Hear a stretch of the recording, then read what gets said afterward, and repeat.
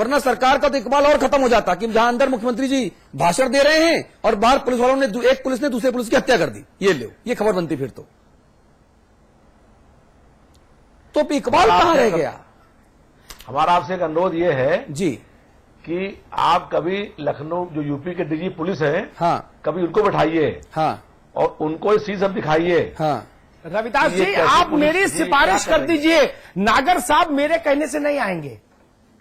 अरे भाई साहब, आप तो वो मुझे जानते हैं इसलिए आएंगे नहीं। आप सिफारिश कर दीजिए, आप सिफारिश कर दीजिए, मैं 1 घंटे का शो करता हूं नागर साहब के लिए। आप तो हमारे बड़े भाई हैं तो आप भी जाते हैं, वरना सत्तारूढ़ समाजवादी पार्टी के लोगों में तो इतना भी हौसला नहीं है कि वो अमिताभ जी और मेरे सवालों का सामना करने बैठे। नागर साहब छोड़ दीजिए। अगर आप नागर साहब को बतौर मेहमान सुनिश्चित करा दे रविदास जी, मैं 1 घंटे का समय दूंगा इस चैनल पर। नहीं, और पब्लिक के फोन कॉल खोलूंगा, जनता सीधी बात करे, ये ज्यादा बेहतर होगा सरकार की छवि सुधारने के लिए। आप चाहिए कि ऐसे कार्यक्रम करिए जिसमें डीजी पुलिस को बुलाइए। भाई साहब, मैं तो मुख्यमंत्री को बुलाना चाहता हूँ। कहा ना आपसे, मैं तो जिस मंत्री से, मैं तो चूजा मंत्री को बोला, वो भी आने को तैयार नहीं हुए। हाँ। चूजा मांग रहे थे। ना, उस वक्त तो चूजे की तलाश कर रहे थे। अमिताभ जी समझिए भाई, आप ये देखिए, दाल भात में मूसा चंद नहीं बनना अपन को। वो चूजा मंत्री चूजा खोज रहे थे तो कैसे बैठते समाचार प्लस पर फालतू, बताइए। अरे रविदास जी, मैं तो मुख्यमंत्री जी को बैठाना चाहता हूं कि माननीय मुख्यमंत्री जी, मैं ओबी लगवा रहा हूं घर के पास, 5 कैमरे लगवाऊंगा, 2 ओबी वैन लगवाऊंगा और 2 घंटे का लाइव शो करूंगा जिसमें पूरे प्रदेश की जनता सीधी बात करे मुख्यमंत्री जी से। यह ज्यादा बेहतर होगा, इससे जनता में मुख्यमंत्री जी का भरोसा बढ़ेगा। जहां कमी होगी उस कमी को दूर किया जा सकेगा। क्या ये तरीका सही नहीं? हम लगातार मीडिया को हम लगातार मीडिया को पूछते रहते हैं, हम मीडिया को गाली बकते रहते हैं। अहमद हसन कहते हैं, जो पत्रकार सवाल पूछने आए हैं, बोले मुझे पता है तुम में से 5% लोग दलाली करते हैं, मैं तुम्हारे नाम बता दूं तो भैया बताओ किसने रोका? आप क्यों नहीं बता रहे? यानी आप भ्रष्टाचार को बढ़ावा दे रहे हैं। अच्छा, एक चीज और भी रविदास जी, आप ये भी सिफारिश करो, मुख्यमंत्री की हैसियत से ना सही, मित्र की हैसियत से ना सही, अखिलेश जी उत्तर प्रदेश के गृह मंत्री की हैसियत से ही हमारे साथ बैठ जाएं। आखिर ये जितना भी बवाल सड़क पर हो रहा है, इसकी जिम्मेदारी तो गृह मंत्री की है ना। और गृह मंत्री कौन है सूबे में? तो जवाबदारी जिम्मेदारी कहीं तो होगी, नहीं होगी। अगर पुलिस एक दूसरे का सिर फोड़ रही है तो भी, बदमाश पुलिस का सिर फोड़ रहे हैं तो भी, जियाउल हक जैसा तेज तर्रार अधिकारी मार दिया जाता है घेर कर भीड़ के द्वारा, तो भी जिम्मेदारी तो गृह मंत्री की आएगी ना, नहीं आएगी। छोटी छोटी बात पर हम लोग इस्तीफा मांगते हैं ना, मोहल्ले में चोरी हो जाए तो इस्तीफा मांगते हैं विधायक का। तो आखिर जिम्मेदारी लेनी चाहिए, संवाद होना चाहिए। आपने चिट्ठी जारी कर दी पार्टी के भीतर कि जो टीवी में जाएगा उसके खिलाफ कार्रवाई होगी। आप तो सीनियर आदमी हैं, मुलायम सिंह जी व्यक्तिगत तौर पर आपको जानते हैं कि आप ईमानदार और योग्य व्यक्ति हैं, इसलिए आप उससे परे हो गए। अन्यथा चिट्ठी जारी हो गई आपकी पार्टी में रविदास जी कि कोई बोलेगा नहीं, और जिसको बोलने के लिए कहा गया वो बोलेगा नहीं, वो मिलेगा नहीं। माननीय मुलायम सिंह जी, अखिलेश जी, राम गोपाल जी और राजेंद्र चौधरी जी, ये चारों मिलेंगे नहीं, ये चारों बोलेंगे नहीं और बाकी किसी को बोलने नहीं देंगे। तो ये गजब समाजवाद हो गया भाई साहब। देखिए अतुल जी, आज का जो बहस का विषय है, हाँ, मुझे लगता है कि विशेष करके अगर हम लोग उस पर ध्यान दें तो उत्तर प्रदेश में पुलिस कर्मियों की यह दुर्दशा इस नाते है कि इस पुलिस कर्मियों को चलाने वाली सरकार स्वयं दुर्दशाग्रस्त हो चुकी है। अगर इस सरकार में सबसे पहले अखिलेश जी आए, आप ये कहते हैं कि मैं भी वोट दिया था, इस नाते कि आप भी प्रभावित होकर के वोट दिए थे। बिल्कुल, मैं प्रभावित था। हम लोग विपक्ष डीपी यादव को पार्टी में शामिल न किए जाने से मैं प्रभावित था। मुझे लगा था कि समाजवाद ये उजला हुआ चेहरा है, ये बदला हुआ समाजवाद होगा, विजनरी है मुख्यमंत्री जी, लेकिन मुझे नहीं पता था कि कितनी दुर्दशा होगी। मैं बिल्कुल इससे इत्तेफाक करता हूं, और उस समय विपक्ष में बैठने वाले हम सब लोग ये सोच रहे थे कि लग रहा है कि ये लड़का जो आया है वह निश्चित रूप से कुछ परिवर्तन करेगा, कुछ क्रांतिकारी परिवर्तन करेगा। लेकिन धीरे धीरे ये स्थिति आ गई।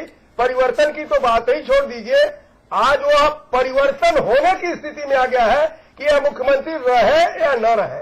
और स्वयं मुलायम सिंह जी जिस प्रकार से भाषा उनके संदर्भ में बोल रहे हैं, स्वयं उनके अन्य विभाग के मंत्री बोल रहे हैं, मुझे नहीं लगता है कि मुख्यमंत्री जी को ईमानदारी के साथ उसको स्वीकार करते हुए स्वयं हट जाना चाहिए। ये स्थिति आ चुकी है, तो मुख्यमंत्री जी स्वयं इस पर विचार करें, अपने पुलिसकर्मियों की रक्षा करें, अपने नीति में परिवर्तन करें, तो ये पुलिसकर्मी पिटेंगे नहीं। जी देखिए, जो बात अमिताभ अग्निहोत्री जी ने कही उसी बात को मैं आगे बढ़ाता हूं। भाई रविदास मल्होत्रा जी और जितने लोग हमको टेलीविजन पर देख रहे हो, खासतौर पे उत्तर प्रदेश सरकार का वो विभाग जो संचार माध्यमों को, टेलीविजन चैनल्स की मॉनिटरिंग करता है, मैं चाहता हूं कि जो मैं बोलने जा रहा हूं, जो लोग वहां बैठे हुए हैं, जो टेलीविजन एंकर्स और गेस्ट ने क्या बोला वो लिखते हैं, बकायदा मॉनिटरिंग विभाग होता है, हमारी इस बात को लिखा जाए, ध्यानपूर्वक लिखा जाए जो मैं बोलने जा रहा हूं। मैं अपने पूरे होशो हवास में अपने 20 करोड़ दर्शकों के सामने समाचार प्लस के नंबर 1 शो पर माननीय मुख्यमंत्री जी श्री अखिलेश सिंह यादव साहब को न्योता देना चाहता हूं कि आप समाचार प्लस पर आइए, जनता के साथ रूबरू होइए। जिस प्रदेश के आप अखिलेश भाई मुख्यमंत्री हैं, उस प्रदेश की जनता से उसकी समस्या को सुनने का, उसके निराकरण करने का यह आपके ऊपर जिम्मा है। जनता आपसे सीधी बात करे। समाचार प्लस के इस मंच पर माननीय अखिलेश जी यादव, मैं आपको विनम्र निवेदन और न्योता निमंत्रण देता हूं, अमिताभ अग्निहोत्री जी के साथ आप बैठिए, उस चर्चा में आप जनता को जोड़िए और हर हफ्ते ऐसा ही कीजिए। जनता दरबार लगाने से ज्यादा बेहतर यह होता कि जिस भी जगह से कोई फोन आए मुख्यमंत्री जी के पास कि साहब ये समस्या, तुरंत अधिकारी को फोन लगाया जाए, रिवर्स कॉल, कि आप तुरंत जाइए, फलाने आदमी की समस्या उसको दूर कीजिए। रविदास जी, संचार माध्यमों में और तकनीकी व्यवस्था में इतना उच्चतम स्तर छूने के बाद क्या यह संभव नहीं है आज की तारीख में? नहीं, संभव है। तो क्यों नहीं हो सकता? नहीं, ऐसा प्रयास होता है और जो भी पत्र मुख्यमंत्री जी के पास पहुंचते हैं, भाई साहब, उसका एसएमएस और मोबाइल फोन के इंटरनेट के युग में कहां पत्र की बात करते हैं, तो तार भी बंद हो गया जो पत्र से पहले पहुंचता था। नहीं, जो भी एसएमएस जब बात और फोन आते हैं वो जवाब उसका देते हैं मुख्यमंत्री जी। अमिताभ ठाकुर जी, इस पूरे बहस को आपने सुना बड़े गौर से। जो सूरत हाल है, आप उस विभाग के अधिकारी हैं इसलिए आप हमसे बेहतर जानते हैं। कोई उम्मीद की किरण, कोई समाधान का रास्ता दिखता है? ये मुझे तो 100% दिखता है। आपने अमिताभ जी, क्योंकि आपने एक दूसरी बात कही, मैं तो अभी भी यही मानूंगा कि यह 100% सिर्फ मेरा, हमारा, हम सबका यानी पुलिस विभाग का काम है। मैं तो इसमें किसी और तीसरे आदमी की गुंजाइश नहीं देखता। मैं नहीं समझता कि कोई नेता, राजनेता, कोई अभिनेता, किसी की यहाँ पर मेरे ख्याल से कोई गुंजाइश नहीं, कोई जरूरत भी नहीं है। यह मेरा दायित्व है। अगर मैं नहीं करता हूं तो सिर्फ मैं दोषी हूं और नहीं हूं। मुझे लगता है कि जैसे आपने बात कही, बड़ी सुंदर बात कही, जो लोग अपना रोग गिरा रहे हैं, ये सही है कि वो बुलंदशहर, मुजफ्फरनगर या यहाँ वहां रहना उनके लिए कोई आवश्यक थोड़ी है, कोई पट्टा तो लिखा नहीं है। अगर वो आज इस बात से मुक्त हो जाएंगे, कल उनके लिए व्यवस्था ठीक हो जाएगी। पुलिस कप्तान से बड़ा मेरी निगाह में तो पुलिस विभाग में बड़े कम पद होते हैं। अगर उसका केवल यह जाग जाए कि मेरी शक्ति क्या है, उसको हनुमान की तरह अपनी ताकत समझने की जरूरत है, व्यवस्था ठीक हो जाएगी। मुझे तो इसमें केवल आशा ही आशा दिखती है। जी, चलिए, फाइनल टिप्पणी का वक्त हो गया है। शुक्ला जी।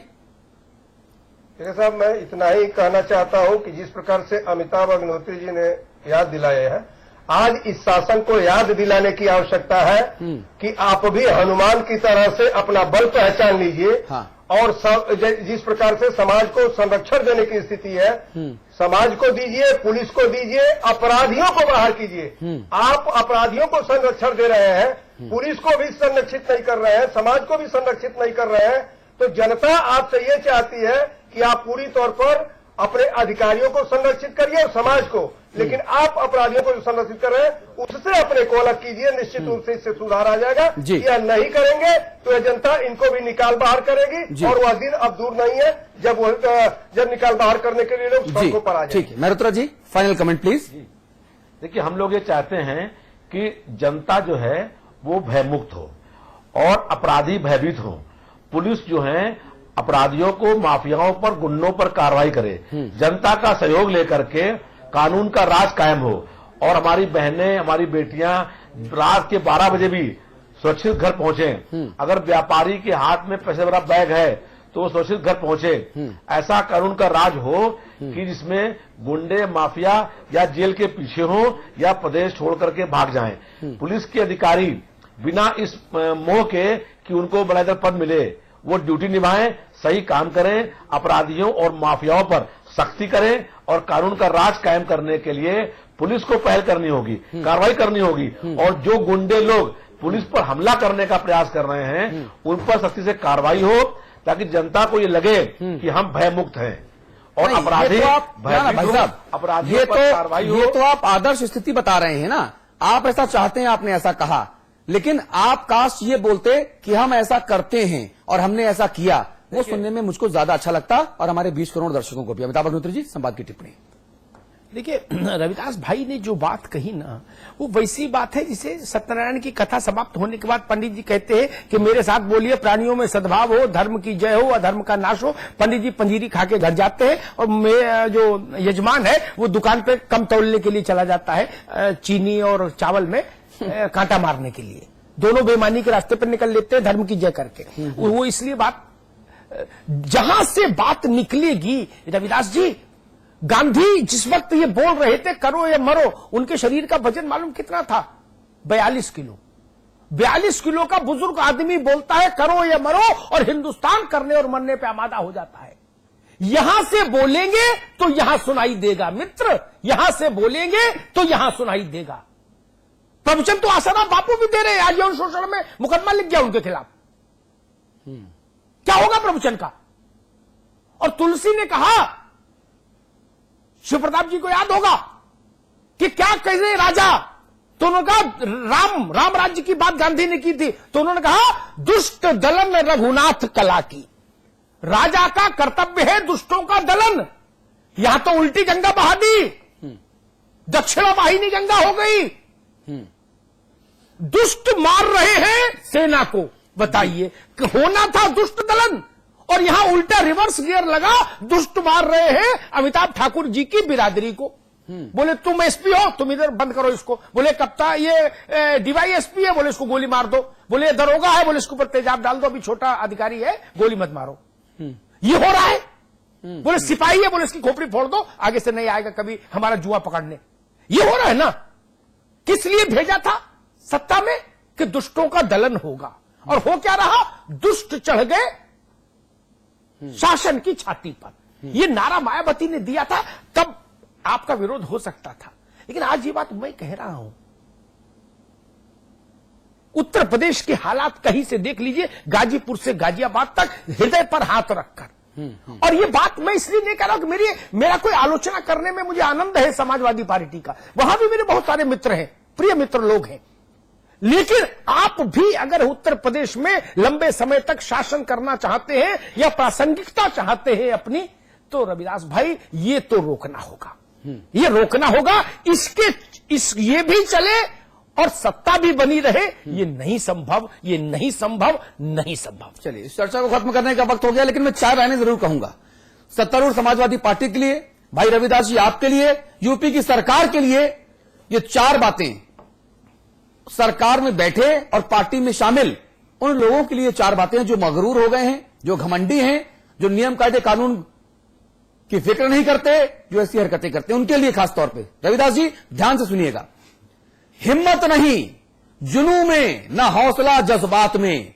हिम्मत नहीं जुनू में, न हौसला जज्बात में, फिर भी रहती है अना उसकी हर एक बात में। अना यानी घमंड। फिर भी रहती है अना उसकी हर एक बात में। जो जमीन पर रेंगते थे अब उड़ने लगे हवा में। चींटियों के पर निकले हैं मौसमे बरसात में। 4 दिन की चांदनी है, फिर अंधेरी रात होगी, और उड़ने वाले आ जाएंगे सब पहले सी औकात में। रविदास जी, जनता बहुत ताकतवर है। जनता जानती है कि किसको कहां पर किस औकात में रखना है, इसीलिए इसमें कहा गया, आखिरी लाइन गौर फरमाइएगा, इसीलिए इसमें कहा गया कि 4 दिन की चांदनी है, फिर अंधेरी रात होगी, और उड़ने वाले आ जाएंगे सब पहले सी औकात में।